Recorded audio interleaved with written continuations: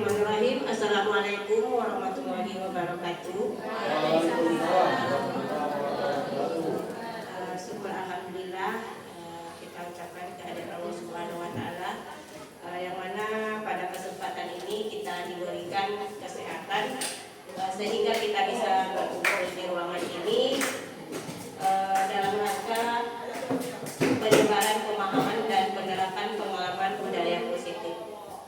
Di sini kami ingin memenuhi tugas sebagai PGP Rekognisi Angkatan 11 Kabupaten Kuantan Sengingi pada tahun 2024. Selawat beriring salam kita aturkan kepada junjungan kita dan besar Muhammad Sallallahu Alaihi Wasallam dengan melapaskan Allahumma sholli ala sayyidina Muhammad wa ala ali sayyidina Muhammad.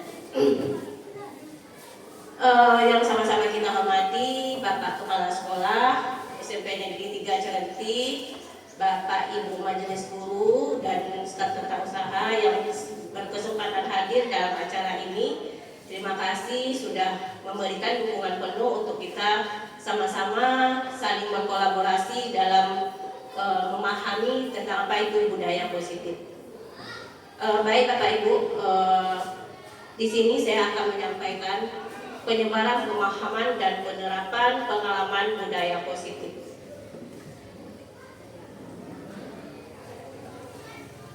Nah, untuk konsep inti dari pemahaman ini yaitu disiplin positif dan nilai-nilai kebajikan universal. Yang selanjutnya teori motivasi, hukuman dan penghargaan restitusi, keyakinan kelas, kebutuhan dasar manusia, 5 posisi kontrol dan segitiga restitusi.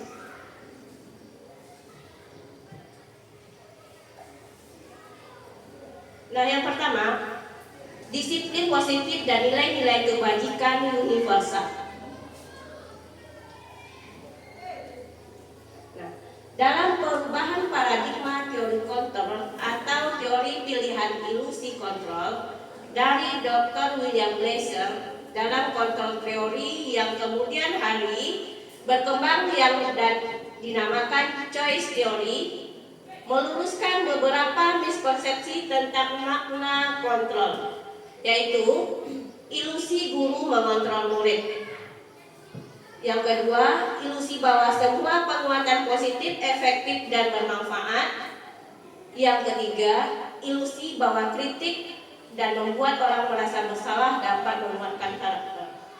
Yang keempat, ilusi bahwa orang dewasa memiliki hak untuk memaksa. Nah, ini di penerapan kita sehari-hari, kategori-kategori ini tentu sering sekali kita dapatkan dan kita terapkan.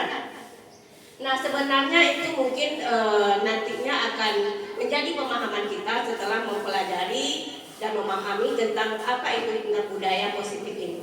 Nah, ilusi guru mengontrol murid. Nah, paradigma kita sebelum kita memahami tentang filosofi pemikiran Ki Hajar Dewantara itu, kita beranggapan siswa kita itu bisa kita kontrol. Nah, karena kita merasa kita itu adalah pemimpin mereka, karena kita itu adalah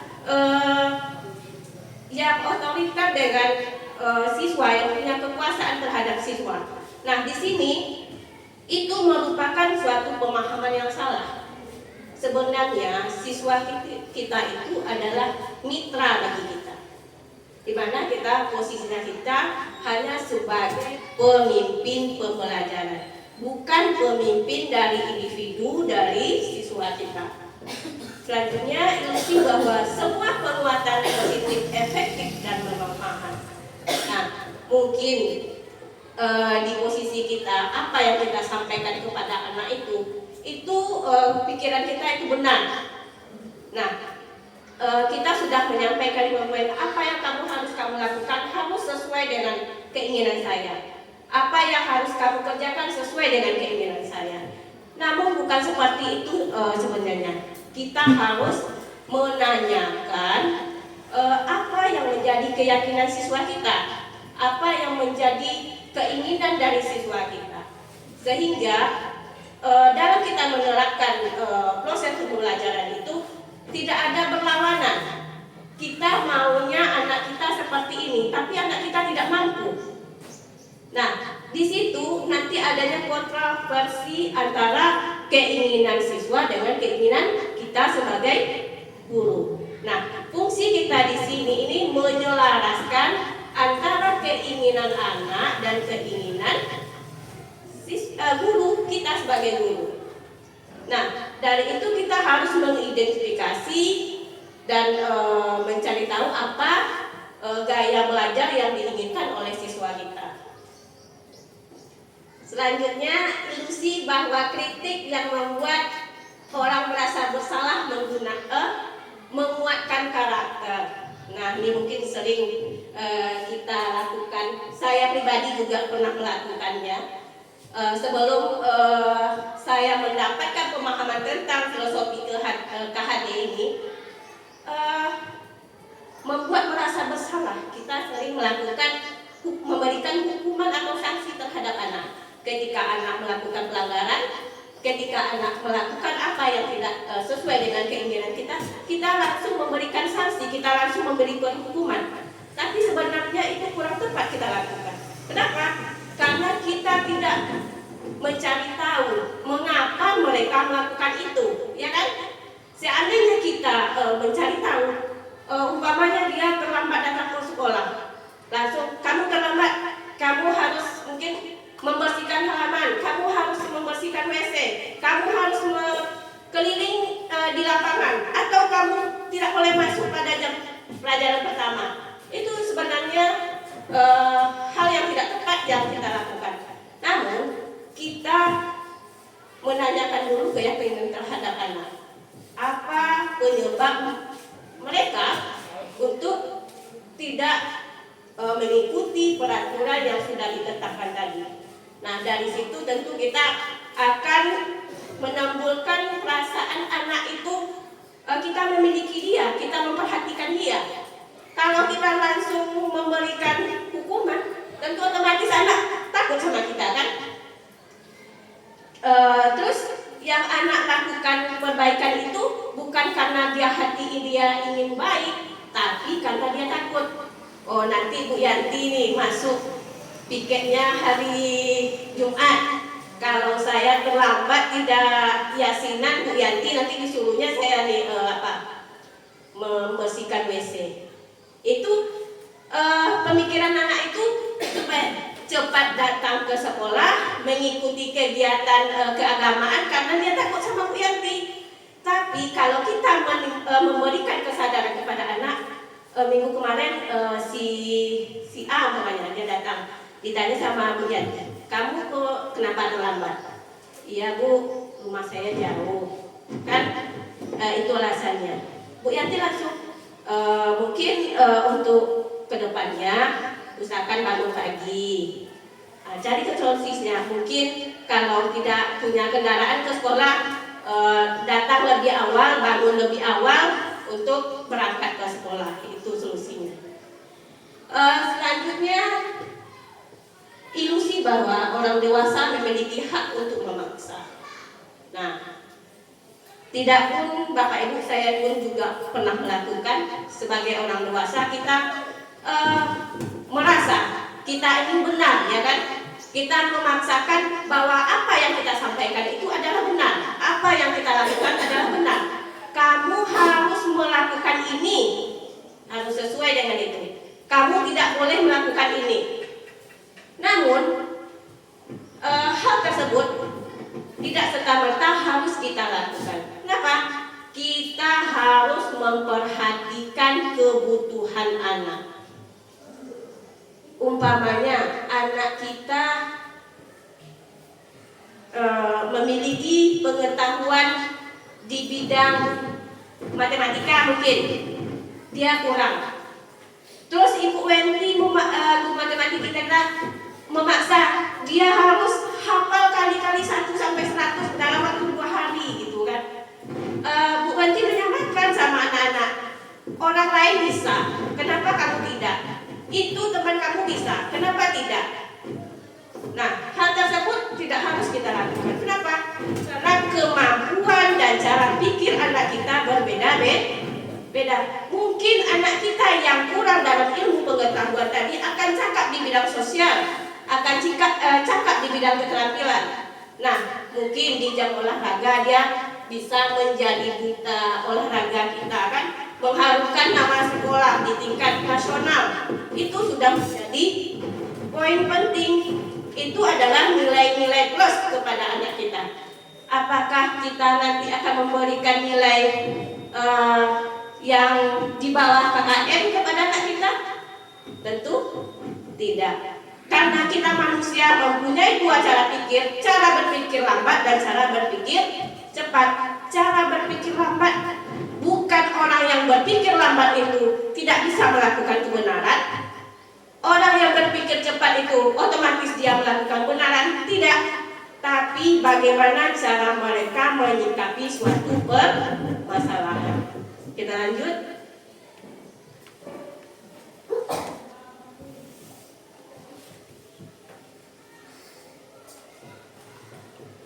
Nah, di sini siapa yang sesungguhnya yang memegang kontrol? Yang benar itu, Anda tidak bisa mengontrol orang lain, hanya Anda yang bisa mengontrol Anda. Poin keduanya, setiap perilaku memiliki tujuan. Yang ketiga, setiap orang memiliki gambaran yang berbeda-beda. Cara pikir yang salah, model berpikir menang-menang. Kolaborasi yang konsensus menciptakan pilihan-pilihan baru. Realitas kebutuhan kita berbeda-beda. Nah, tentu kita sebagai orang dewasa sudah tahu, antara Anda tidak bisa mengontrol orang lain, hanya Anda yang bisa mengontrol Anda. Nah, mungkin kita sebagai guru, dalam kaitannya kita sebagai pemimpin pembelajaran di kelas, untuk siswa kita itu yang berjumlah 25 orang per kelas, tidak semuanya ikut dengan apa yang kita sampaikan. Yang menurut kita benar tadi tidak semua akan mendengar. Pasti mereka akan memberikan alasan-alasan lain dengan tidak mengikuti apa yang akan kita katakan. Yang kedua, semua perilaku memiliki tujuan. Kita contohkan anak kita. Mungkin si Abel di kelas, dia pada pembelajaran bersama kita, pada pembelajaran bahasa Indonesia, itu dia paling hobi. Dia setiap guru melakukan pembelajaran dia aktif. Apa yang disampaikan oleh gurunya dia sampaikan. Nah, sebagai seorang guru, kita mengidentifikasi dari kebutuhan belajar anak tadi. Identifikasinya, kenapa dia sangat bersemangat belajar sama kita, ya kan? Oh, mungkin anak kita mau menjadi novelis, mungkin anak kita mau jadi pengarang, anak kita mau jadi narator. Bisa. Sebagai guru bahasa Indonesia, tentu kita akan menyalurkan bakat anak kita. Bukan mungkin dari konteks kita sebagai guru di SMP, apa peranan kita sebagai guru bahasa Indonesia menyalurkan bakat anak tersebut. Umpamanya sering membimbing anak dalam mungkin hobi dia buat konten yang Ilis.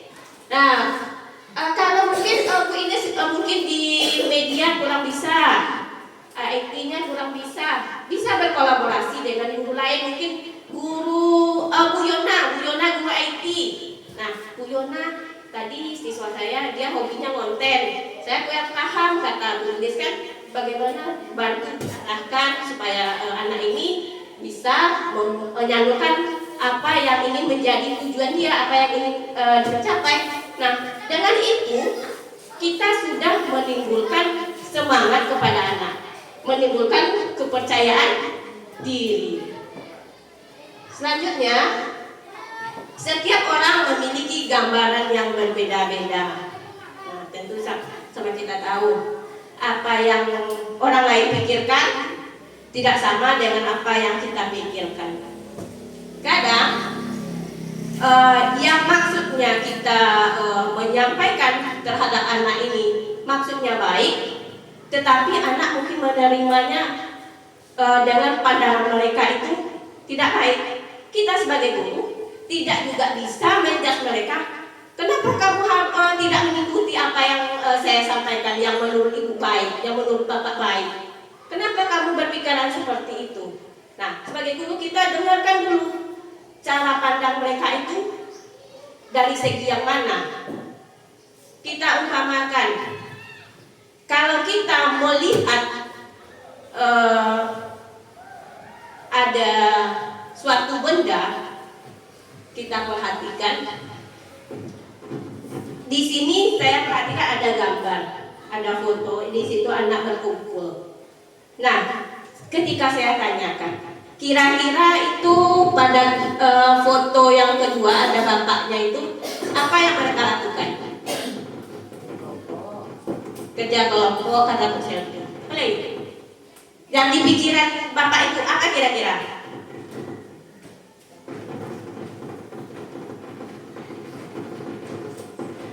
Diskusi, kerja kelompok, diskusi,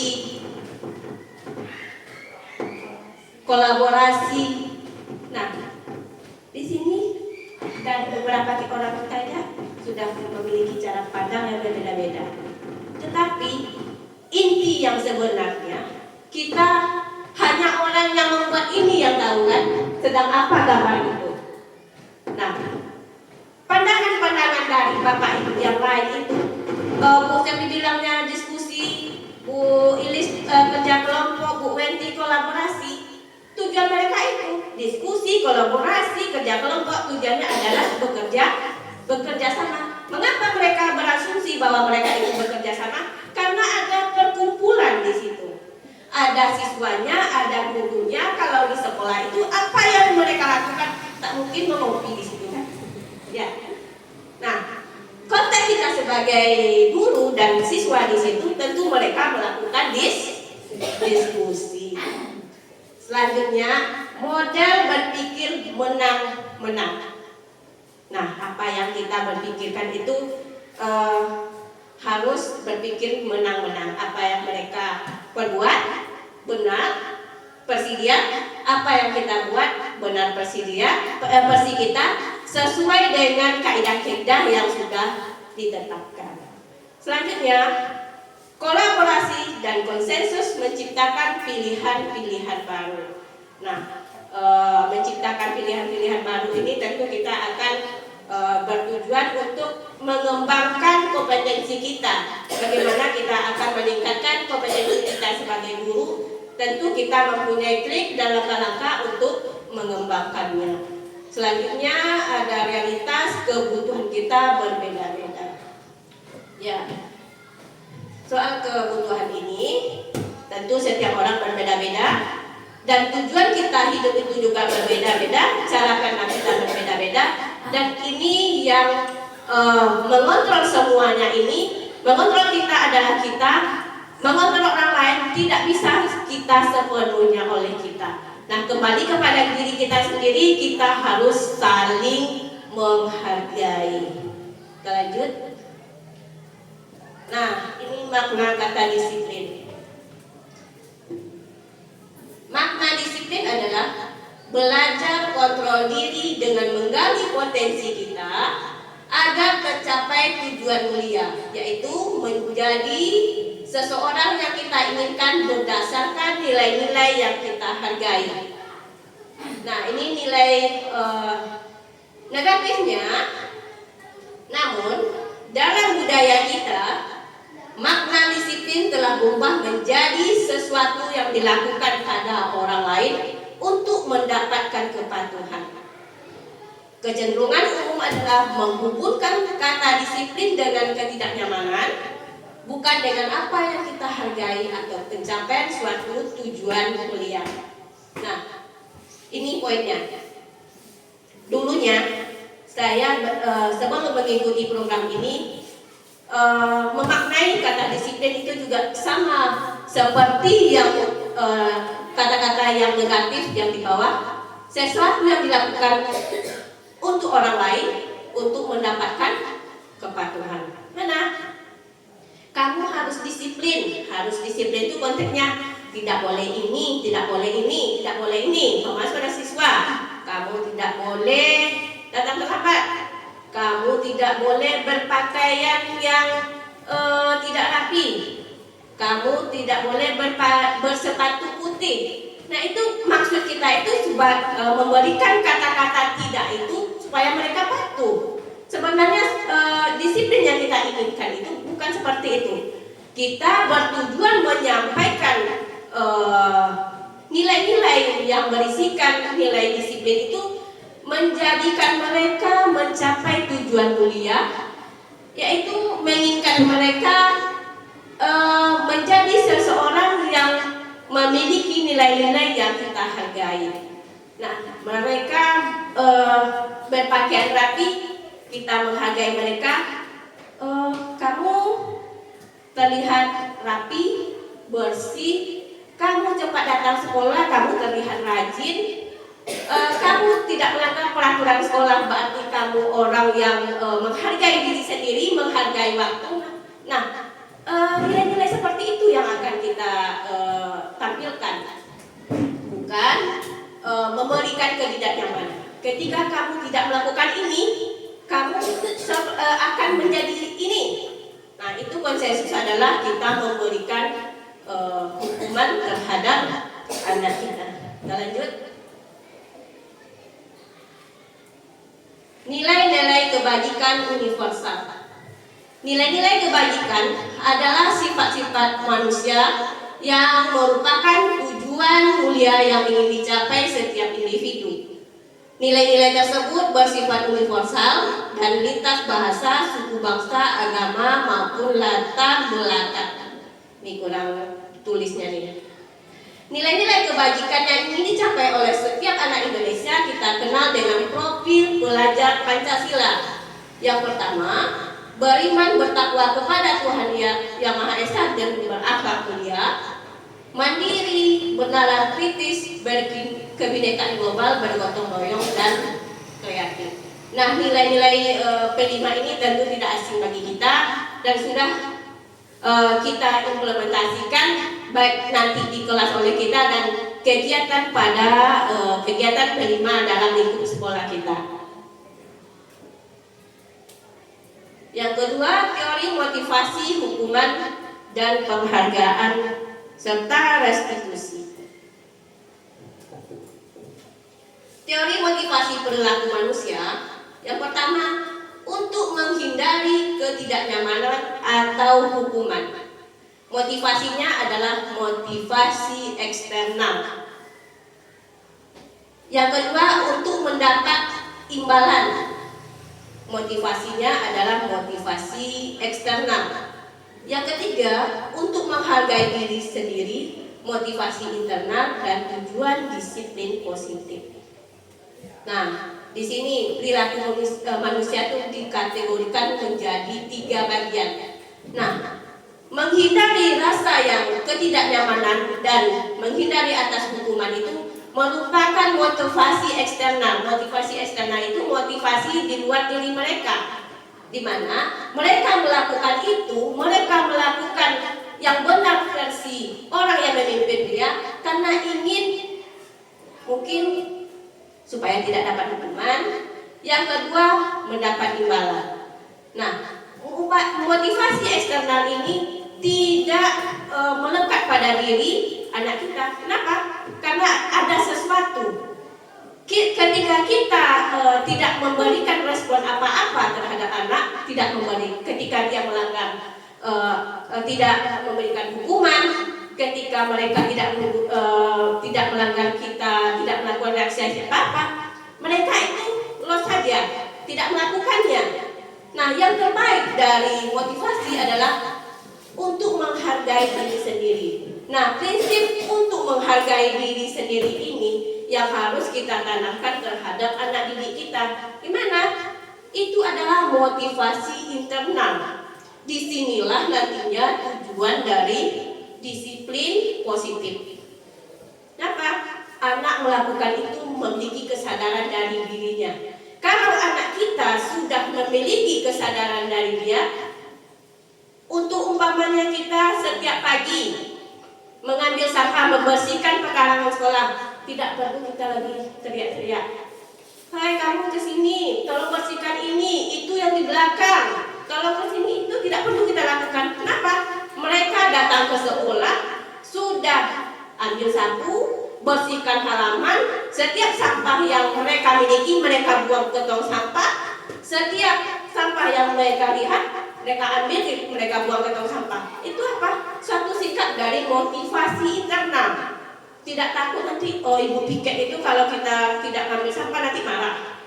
Atau ibu yang masuk di kelas saya, kalau kelas saya kotor nanti marah. Bukan motivasi itu lagi yang muncul terhadap mereka. Dihukum oleh penghargaan, bahwa penghargaan berlaku sama dengan hukuman dalam arti meminta atau membujuk seseorang melakukan sesuatu untuk memenuhi suatu tujuan tertentu dari orang yang meminta atau membujuk. Dorongan eksternal dan ada faktor ketergantungan.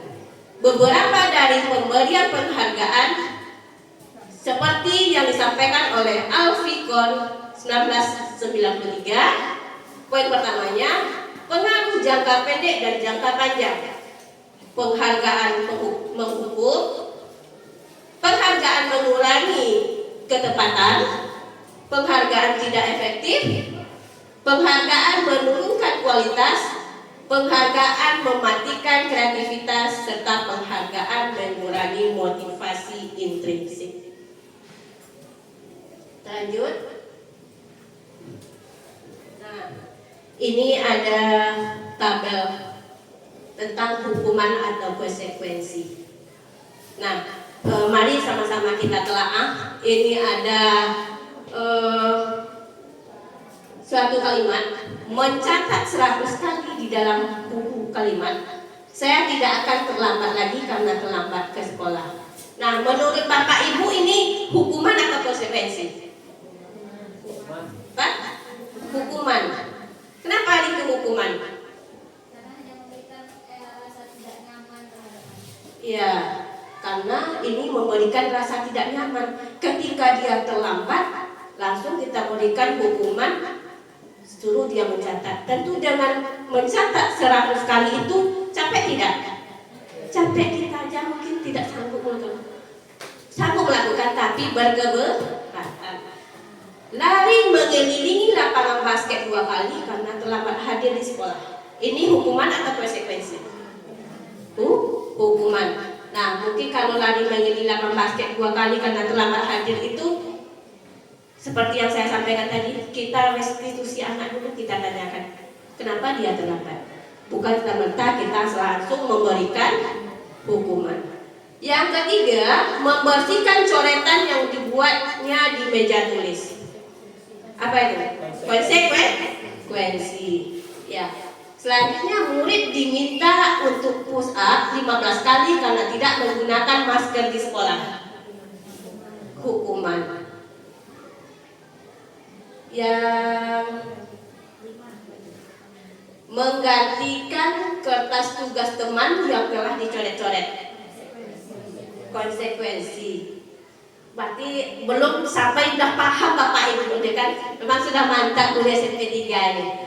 Berjamur di lapangan basket pukul 12 siang karena mengobrol dengan teman, apakah itu hukuman atau konsekuensi? Hukuman. Murid diminta bertelanjang kaki sepanjang hari karena tidak menggunakan sepatu warna hitam sesuai peraturan sekolah. Hukuman. Berdiri di depan kelas sambil mengangkat kaki 1 karena tidak bisa menjawab pertanyaan. Hukuman. Membersihkan tumpahan air di meja tulis karena tersenggol pada saat belajar. Konsekuensi. Kehilangan 10 menit jam istirahat untuk mengerjakan tugas karena terlambat datang dan tertinggal pelajaran selama 10 menit. Konsekuensi. Jadi pada kesimpulannya, kalau hukuman itu memberikan ketidaknyamanan, konsekuensi itu adalah imbas dari perilaku mereka, merupakan solusi. Kalau tumpah air, tolong bersihkan. Ya, adanya nilai-nilai tanggung jawab terhadap anak kita. Nih, perbedaan hukuman dan konsekuensi. Hukuman sesuatu yang menyakitkan harus terjadi. Konsekuensi sesuatu harus terjadi. Membuat anak sakit fisik maupun hati untuk jangka waktu lama. Membuat anak merasa tidak nyaman dalam jangka waktu pendek. Anak membenci kedisiplinan, anak menghargai disiplin, paksaan, stimulus dan tanggapan, mendorong anak menyakiti diri sendiri, mendorong anak agar menyesuaikan diri. Konsep diri yang buruk, konsep diri yang baik. Anak belajar untuk menyembunyikan kesalahan, anak belajar untuk mematuhi peraturan, tentang mana rasa bersalah dipermalukan, merasa tak dihargai, kehilangan hak, dibuat tidak nyaman, diasingkan untuk sembarang atau time out.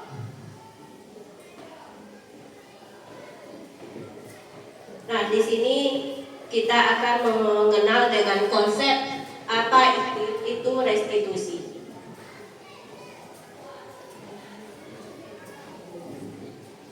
Restitusi adalah proses menciptakan kondisi bagi murid untuk memperbaiki kesalahan mereka sehingga mereka bisa kembali pada kelompok mereka dengan karakter yang lebih kuat.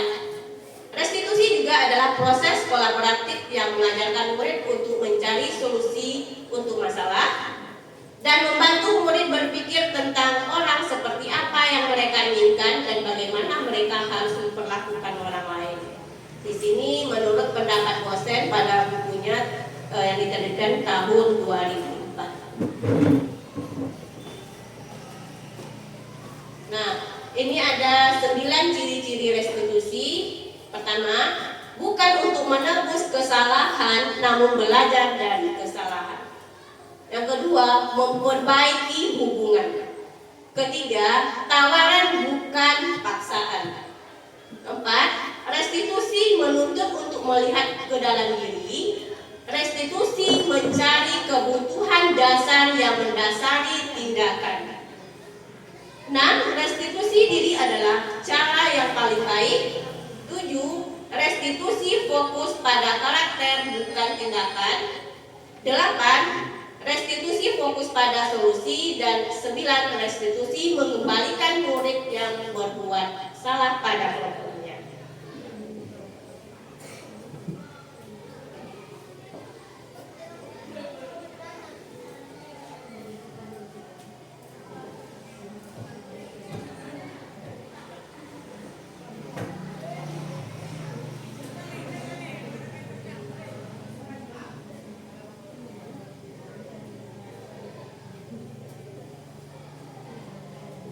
Ketiga, ini ada keyakinan kelas.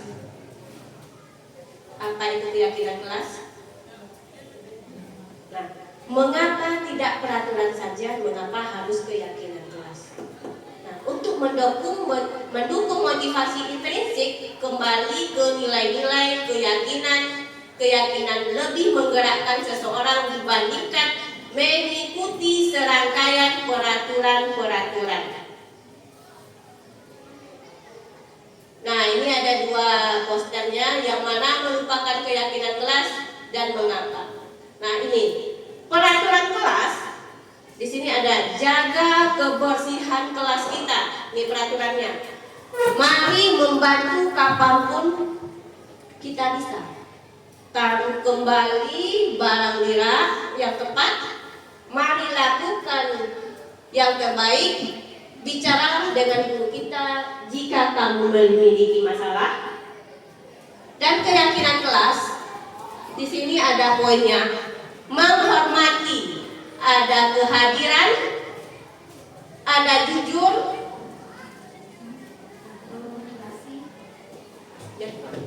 komunikasi, partisipasi, saling menghargai, serta peraturan ini menggunakan ponsel ya. Ya, peraturan tentang menggunakan ponsel. Ini keyakinan kelas ini mungkin sudah pernah Bapak Ibu lakukan, khususnya Bapak Ibu mungkin wali kelas.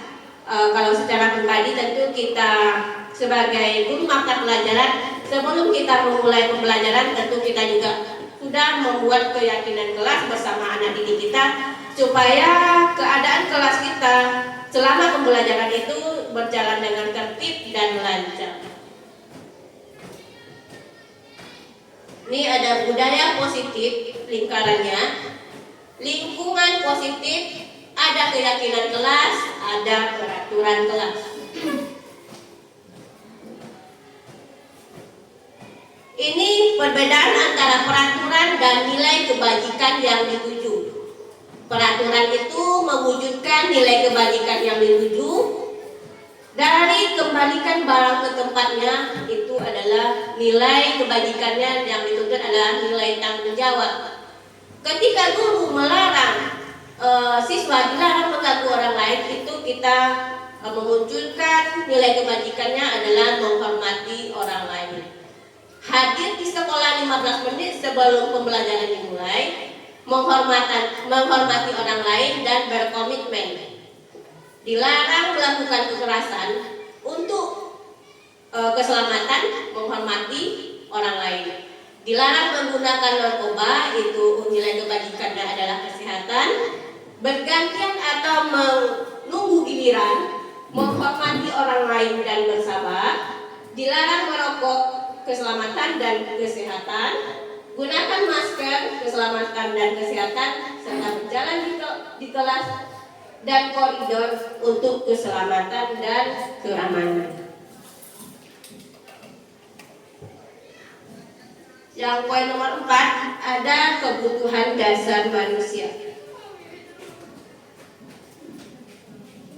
Nah, ini ada 5 kebutuhan dasar manusia. Kebutuhan dasar manusia ini adalah kebutuhan hak dasar yang dimiliki oleh setiap individu. Yang pertama, dia itu bertahan hidup. Dia melakukan sesuatu. Dia melakukan apa yang dia lakukan adalah tujuannya adalah untuk bertahan hidup. Yang kedua, untuk penguasaan. Mungkin dia melakukan kegiatan supaya dia terlihat kuat, terlihat bisa, terlihat hebat, terlihat pandai. Mungkin tujuan dia adalah untuk menguasai sesuatu. Menguasai dalam konteks ada hal yang akan dia capai secara individu. Yang ketiga, kasih sayang dan rasa diterima. Nah, nilai kasih sayang dan rasa diterima ini poin yang sangat penting pada kita sebagai manusia. Karena kita mempunyai hati dan perasaan. Ketika kita sudah sayang, kita sudah diperhatikan, sudah diterima oleh lingkungan kita, tentu kita melakukan hal-hal yang positif. Ketika suatu respon yang kita dapatkan dari lingkungan kita, tentu kita mungkin manusia itu berpikir dan bertindak hal yang negatif. Selanjutnya ada kesenangan. Kita manusia normal memiliki motivasi, kita akan melakukan kesenangan melalui versi kita. Kita melakukan itu adalah menuju kesenangan apa yang akan kita capai. Kenapa? Karena kita sebagai manusia sukanya yang indah, sukanya yang enak, sukanya yang cantik, sukanya yang molek, sukanya yang baik. Tentu untuk mewujudkan itu, tentu kita harus melakukan apa? Selanjutnya ada kebebasan. Dalam melakukan itu kita tidak bisa didikte oleh orang lain. Dalam konteksnya, apa yang kita capai sebagai individu itu bukan karena orang lain, tapi karena keinginan dari diri kita sendiri. Nah, ini kebutuhan apa yang sedang berusaha dipenuhi. Ini kasusnya, tahun ini Dimas genap berusia 17 tahun. Ia senang sekali ketika ayahnya mulai mengajarkan cara menyetir mobil. Setiap akhir pekan dia berlatih menyetir. Ia terlihat senang sekali berlatih sampai akhirnya ia bisa menyetir mobil dengan baik dan lancar. Ketika ibunya bertanya pada Dimas apa yang membuat dia ingin bisa menyetir mobil, ketika jawaban Dimas adalah seperti ini, kebutuhan apa yang akan dipenuhi? Ini jawaban Dimasnya. Aku merasa bangga dan keren. Ini kebutuhan terhadap penguasaan. Nah, biar dia bisa terlihat hebat mungkin di depan teman-temannya, dipuji teman-temannya, dia ingin belajar menyetir mobil. Kenapa? Nanti ketika dia sudah dipuji teman, tentu teman-teman akan ikut sama dia. Karena teman-teman ikut sama dia, berarti dia sudah memiliki penguasaan terhadap hal tersebut. Mungkin dengan dia memiliki itu, mungkin teman-temannya bisa juga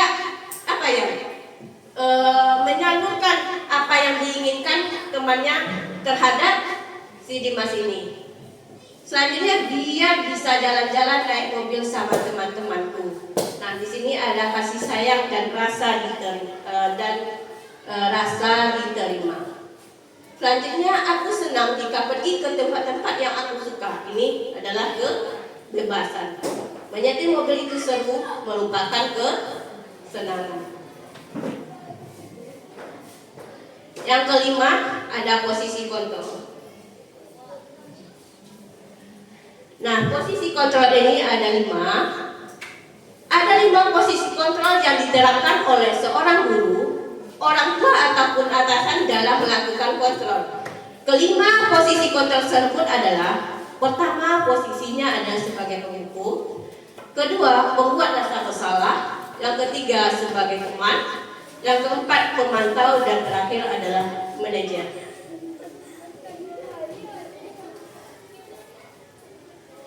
Nah, ini ada lingkaran spiral yang berbentuk 2 buah angka 0. Ini adalah peraturan pemantau konsekuensi hadiah tentang bergerak antara peraturan pemantau konsekuensi hadiah, memunculkan nilai-nilai, manajer dan memperbaikinya. Nah, ini ketika kamu tidak, ini merupakan mungkin sebagai peraturan atau pemantau, maka diberi hukuman untuk membuat tidak nyaman. Nah, yang poin keduanya, apa yang kamu yakin bagaimana memperbaiki masalah ini? Ini merupakan perbaikan kiat berdua untuk mendapatkan apa yang dibutuhkan oleh anak kita. Yang keenam, ada segitiga restitusi. Nah, segitiga restitusi sesuai dengan namanya, ada segitiga. Dalam melakukan segitiga restitusi ada 3 poin yang harus kita kaji. Yang pertama, validasi tindakan yang salah. Yang kedua, menstabilkan identitas. Dan ketiga, meyakinkan keyakinan. Nah, di sini pada validasi tindakan yang salah itu, kamu, mungkin kalimat kita, kamu tentunya punya alasan mengapa melakukan itu. Yang kedua, adakah cara yang lebih efektif untuk mendapatkan apa yang kamu butuhkan? Menstabilkan identitas anak, kalimat yang tepat kita gunakan, setiap orang pasti pernah melakukan kesalahan. Kamu bukan satu-satunya yang pernah melakukan ini. Ketika kita memberikan keyakinan terhadap anak kita, keyakinan telah apa yang telah kita sepakati, serta kamu ingin menjadi orang yang seperti apa. Ini menstabilkan identitas. Untuk membuat anak yang merasa gagal karena berbuat salah menjadi positif terhadap dirinya. Guru berkata, berbuat salah itu hal yang manusiawi. Tidak ada manusia yang sempurna. Bapak, ibu juga berbuat salah. Kita pasti bisa menyelesaikan permasalahan ini. Bapak, ibu tidak tertarik untuk mencari tahu siapa yang benar, siapa yang salah. Bapak Ibu lebih tertarik untuk menyelesaikan masalah Serta kalau kamu menyalahkan dirimu sendiri terus-menerus, apakah kamu bersikap baik pada dirimu sendiri? Ini validasi tindakan yang salah, membantu murid mengenal basic need atau kebutuhan dasar yang ingin dipenuhinya ketika melakukan kesalahan itu. Pada dasarnya, setiap tindakan manusia tujuannya adalah memenuhi basic needs, apakah itu power, freedom, love, and belonging, full, and survival. Guru berkata, kamu bisa saja melakukan hal yang lebih buruk, tapi kamu tidak melakukannya. Kamu pasti punya alasan mengapa melakukannya. Apa yang penting bagi kamu? Kamu boleh tetap berusaha menjaga sikap itu, tapi tambahkan sikap lain yang baru. Maukah kamu belajar cara lain untuk mendapatkan yang kamu butuhkan tanpa harus memukul? Selanjutnya, apa kamu bisa melakukan dengan lebih baik besok lagi? Menanyakan keyakinan. Anak melihat kesalahannya dihubungkan dengan norma sosial dan nilai-nilai yang mendasari manusia berinteraksi dengan orang lain. Guru berkata, apa nilai yang kita percaya di kelas atau di sekolah kita? Nilai-nilai universal apa yang telah kita sepakati? Kelas yang ideal itu seperti apa sih? Apa yang kamu rasakan ketika kamu melakukan itu, dan kamu menjadi orang yang seperti apa? Validasi tindakannya yang salah membantu murid mengenali basic needs, kebutuhan dasar ingin dipenuhinya.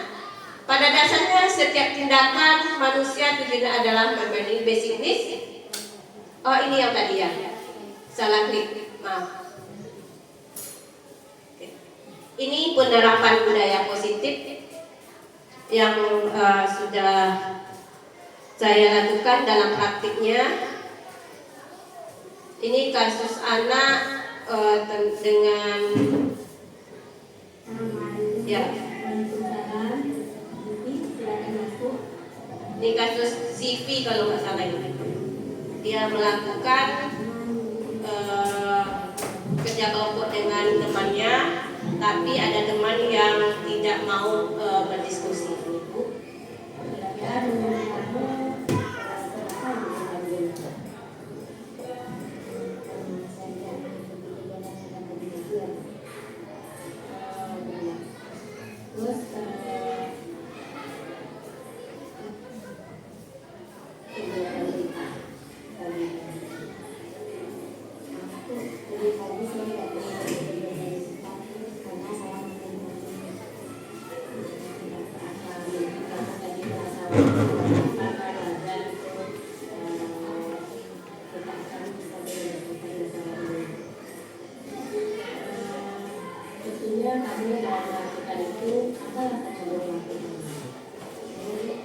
Ini tindakan validasi atas tindakan kesalahan yang dilakukan oleh CV tadi.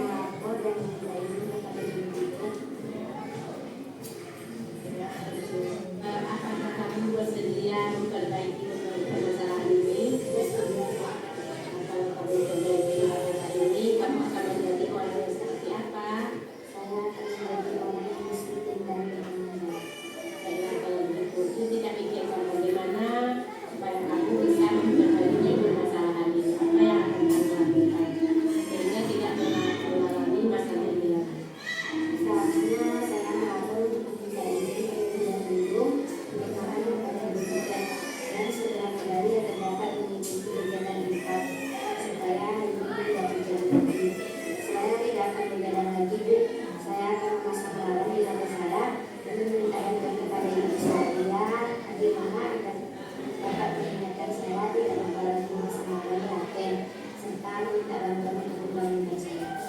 Satu sisi itu sudah menemukan solusi dari permasalahan ini dan diharapkan itu tidak akan mengulangi lagi, dan diharapkan nanti sesuai dengan sifat nanti setelah ini silakan ditulis kelas dan belajar seperti itu.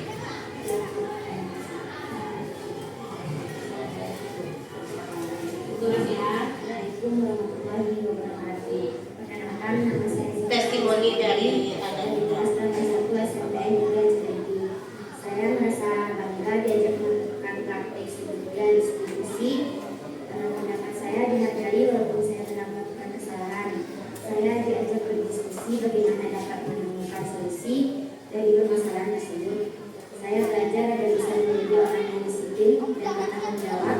Hal ini membuat saya menjadi lebih percaya diri. Terima kasih. Wassalamualaikum warahmatullahi wabarakatuh. Demikian itu contoh yang saya lakukan untuk melakukan restitusi terhadap anak, di mana kita tidak memberikan hukuman langsung kepada anak, tapi kita menanyakan apa yang dilakukan itu dan mencarikan bukan mencarikan ya, mereka menemukan solusi terhadap permasalahan yang ditimbulkan oleh mereka. Selanjutnya ini ada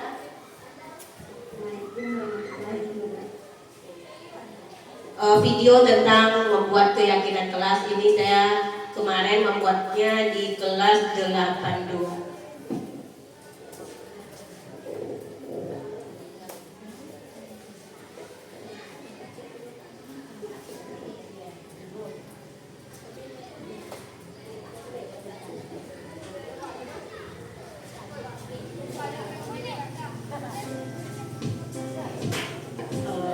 Ini tentang membuat keyakinan kelas yang dilakukan di kelas 82.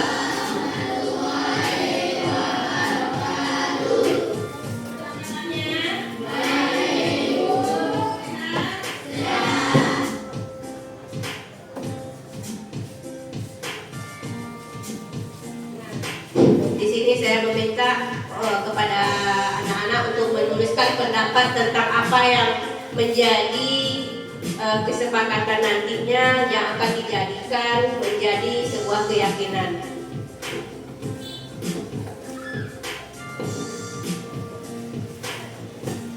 Ini saya memberikan sticky note. Ini mereka menampilkan apa yang menjadi pendapat mereka terhadap kesepakatan yang akan dilakukan selama kegiatan pembelajaran bersama guru ke depannya. Ini guru mengelompokkan kesepakatan yang sama.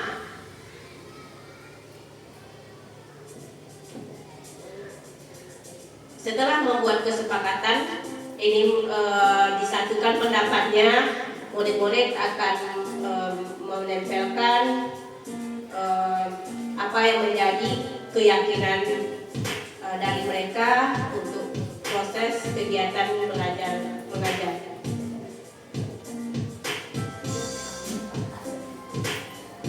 Ini mereka sudah memiliki poster.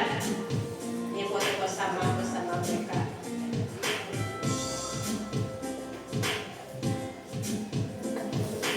Ini testimoni dari siswa kita, Dinda.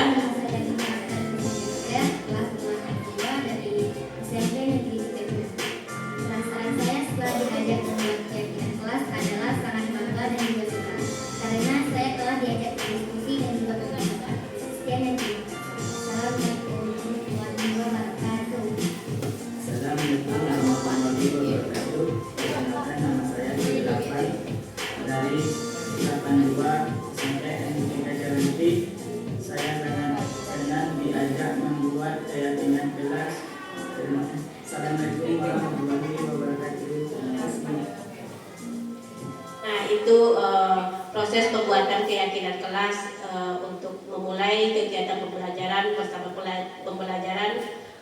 bersama saya kemarin. Hormat dan salam saya ucapkan sebagai pembuka acara kita. Assalamualaikum warahmatullahi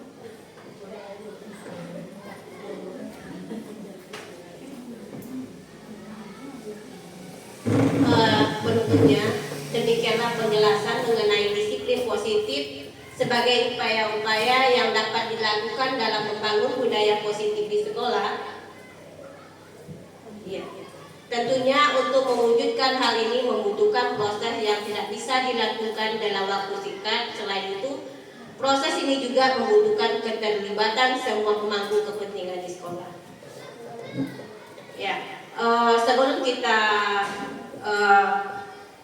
menutup acara ini nanti ada sesi diskusinya, mungkin ada 5 menit.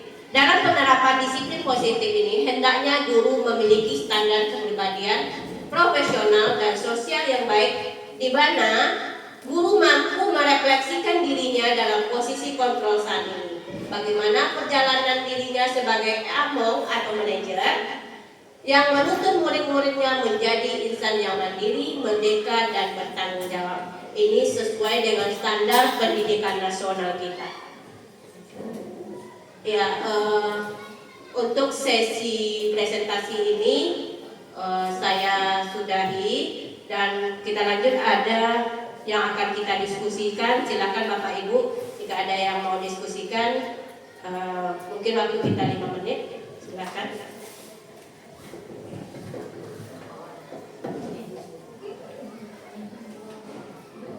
Mungkin Ibu Nok, Ibu pembina siswa kita.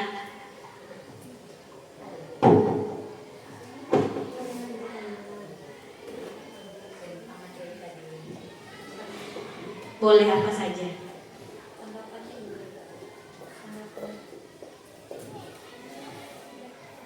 Silakan. Baik, terima kasih kesempatannya. Terima kasih banyak atas wawasan baru, pandangan baru. Sangat menarik apa yang Ibu sampaikan tadi. Jadi saya pun terbuka juga pikiran saya, ternyata tidak semuanya itu harus dengan hukuman.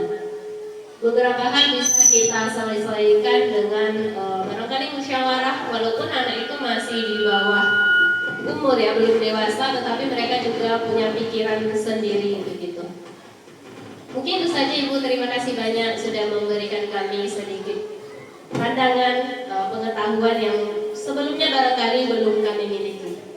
Baik, demikian. Assalamualaikum warahmatullahi wabarakatuh. Waalaikumsalam warahmatullahi wabarakatuh. Terima kasih kita ucapkan kepada Bu Lisniati yang sudah memberikan tanggapan terhadap apa yang sudah kita lakukan hari ini.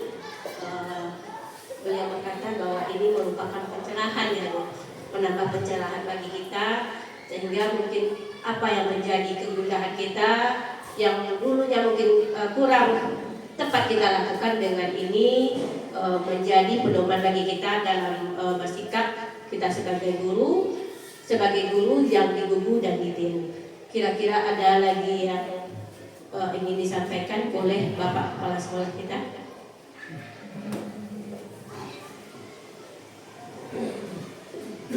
Silakan Pak. Assalamualaikum warahmatullahi wabarakatuh. Waalaikumsalam warahmatullahi wabarakatuh. Terima kasih atas waktu yang diberikan kepada kami. Kemudian juga kami ucapkan terima kasih banyak dan aplaus untuk Cik dalam menyampaikan materi tadi, budaya positif ya kan. Kalau menurut hemat kami dari apa yang disampaikan tadi itu salah satu sangat menentukan kepada kita semua, terutama kita kalangan Bapak Ibu guru gitu kan. Karena muara yang disampaikan dari materi ini menyangkut masalah budaya positif. Di dalam budaya positif ini kalau kita tinjau dari arahan materi yang disampaikan oleh Bu Uci, itu berorientasi kepada akan tercapainya tujuan pendidikan dalam proses belajar mengajar, juga tercapainya lingkungan aman dan nyaman gitu kan. Dan juga di situ menyangkut tidak ada penekanan terhadap hukuman kepada anak gitu kan. Jadi sehingga di situ terkesanlah bahwa dalam proses belajar mengajar anak kalau di dalam bahasa sekarang kan kita berpihak kepada anak gitu kan, berpihak anak, makanya tergambarlah di sana bahwa mereka itu kita belajar memberikan proses belajar mengajar itu banyak berpihak kepada anak, bukan hanya kita yang selalu atau sering menyampaikan mentransfer ilmu atau pendidikan. Kalau selama ini kita kan selalu banyak memberikan gambaran atau pengajaran bagaimana mentransferkan ilmu. Nah, mengetahui latar belakang anak bagaimana, posisi anak bagaimana, termasuk juga tadi memberikan hukuman kan gitu. Sedangkan hukuman itu tadi sudah nampak kita bedanya yang hukuman dengan membangun jiwa positif atau yang apa namanya tadi itu anak yang punya komitmen. Ya, nampak di situ gitu. Kalau hukumannya itu memang sifatnya memberatkan, ancaman, berarti itu sifatnya akan membunuh karir anak. Yang membunuh karakter anak. Karakter anak. Kemudian kesempatan anak untuk berpikir secara lebih mandiri dan nampak gitu. Nah, makanya dengan kedepannya kita sudah belajar dengan uji dengan adanya materi ini, itu Bapak rasa atau kami rasa Bapak Ibu sudah paham gitu kan tujuan dari membangun budaya positif ini gitu. Dan juga perlu yang kita bahkan tadi kalau kita tengok dalam perjalanan ini segala sesuatu kita tidak bisa memonis begitu aja kepada apa aturan disiplin yang ada di sekolah atau di lingkungan sekolah. Yang penting kita dulu perlu mengklasifikasi atau mengidentifikasi mengapa anak itu contohnya terlambat, mengapa anak ini tidak melakukan suatu pekerjaan atau pelajaran atau tugas yang diberikan. Nah, kita diskusi, tidak langsung kita memonis, tidak langsung kita memberikan hukuman. Jadi mudah-mudahan ke depan kita sudah dapat membudayakan di SMP 3 ini kan gitu kan. Membudayakan, nah, itu masukan dari Bapak supaya ke depannya apa yang dicapai oleh tujuan dari pendidikan berdasarkan kurikulum mereka ini terwujud di SMP 3. Kemudian sedikit untuk tambahan, tadi kan ada namanya motivasi ekstrinsik dan motivasi intrinsik dan motivasi ekstrinsik. Dan intrinsik. Yang di luar, kemudian yang di dalam. Terus kalau kita bahas ini tadi sudah dibahas, mungkin juga bisa dibawa dalam kehidupan sehari-hari yang di luar tuh kalau kita sebagai tambahan kebutuhan memang kan, memang kita butuh pakaian, ya kita butuh perumahan gitu kan, butuh kendaraan. Sekunder dan primernya ya Pak. Ya, kemudian kita termotivasi untuk bekerja, termotivasi untuk berbuat. Nah, sehingga apa yang kita cita-citakan sampai ini motivasi yang di luar, contohnya kalau kita bisa tambahan. Terus yang di dalam, tadi Bu Cilado nyampaikan itu udah pas masalah maksud Bapak dan untuk mengayakan apa itu kan pemahaman. Kalau di dalam sebagai contoh yang paling gampang, yang paling senang bagi kita itu menyangkut masalah butuh minum, butuh makanan, ya kan? Itu yang 5 kebutuhan dasar manusia tadi. Jadi di situ sehingga ada dorongan kita udah lapar, buru, kita mau makan, mau minum. Kalau bagi laki-laki mungkin mau merokok. Kalau tidak kita kalau kita tidak bekerja, tidak berusaha, tentu tidak akan tercapai keinginan dari intrinsik tadi kan tuh. Jadi dengan ada kebutuhan muncul yang model itu, maka kita sadar bekerja, mau melakukan sesuatu. Dan tujuan akhir dari budaya positif tadi kan anak kita minta kamu dari itu Pak Mayan, tanpa ada kita paksaan dia sadar melakukan peraturan disiplin sekolah. Kesadaran dari diri. Ada kesadaran yang muncul dari dirinya sendiri kan gitu. Dan inilah yang kita gali kan gitu kan, atau kita antisipasi salah satu tentunya dengan cara persuasif dengan anak gitu kan, pendekatan dengan anak supaya anak betul-betul muncul kesadaran yang ada di dalam dirinya kan gitu tadi itu kan. Nah, jadi untuk lebih jalannya itulah ada yang di dalam, ada yang di luar, keputusan saling berkolaborasi kan gitu. Jadi yang sangat dominan di dalam pelaksanaan ini tentu ininya tuh gitu kan. Kalau anak itu sudah merasakan membutuhkan ilmu, dia pasti yakin belajar, pasti dia mau diarahkan gitu. Ini, jadi dalam ini Bapak tidak tidak memberikan suatu pertanyaan-pertanyaan hanya lebih menyempurnakan.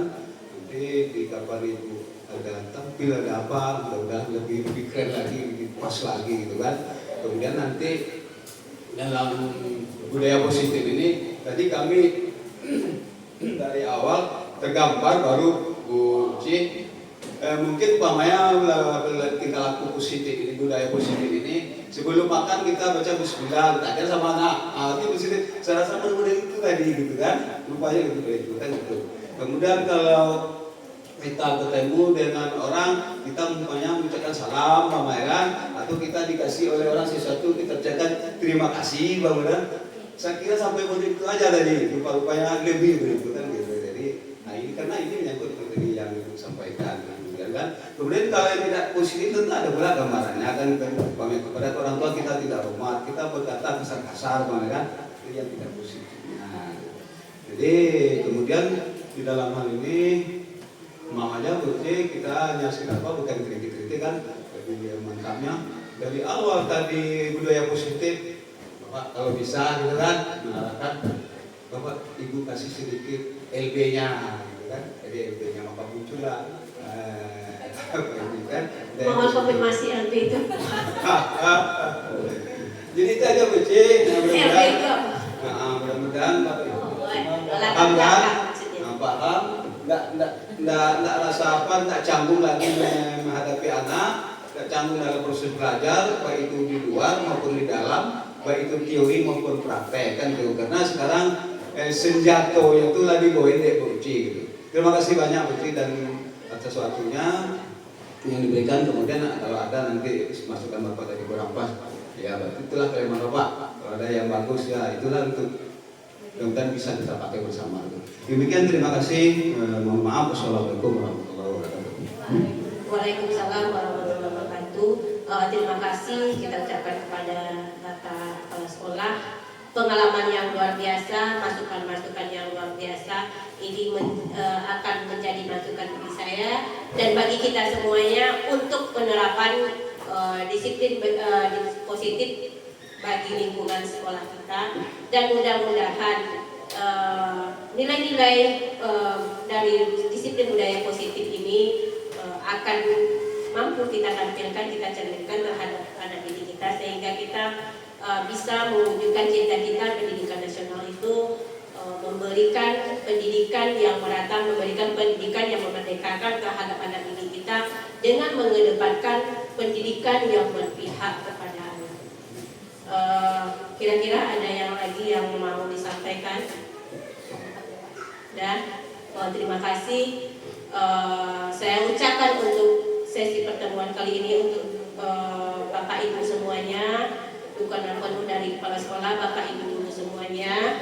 Mudah-mudahan nanti kita dapat menimbulkan ide-ide baru dalam memperbaiki kuantitas kita sebagai guru, kualitas kita sebagai guru, kompetensi kita sebagai guru. Kita saling berkolaborasi, saling bekerjasama, saling memberi dukungan, masukan. Jika mungkin kita merasa belum pas, kita belum memiliki kecakapan, kita bisa saling berdiskusi bersama di lingkungan sekolah kita ini. Karena apa?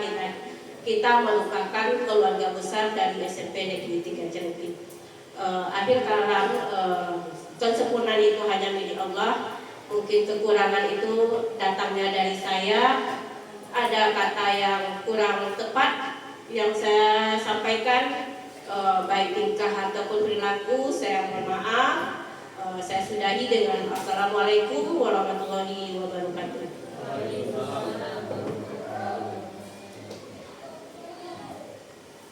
Silakan nikmati kopinya.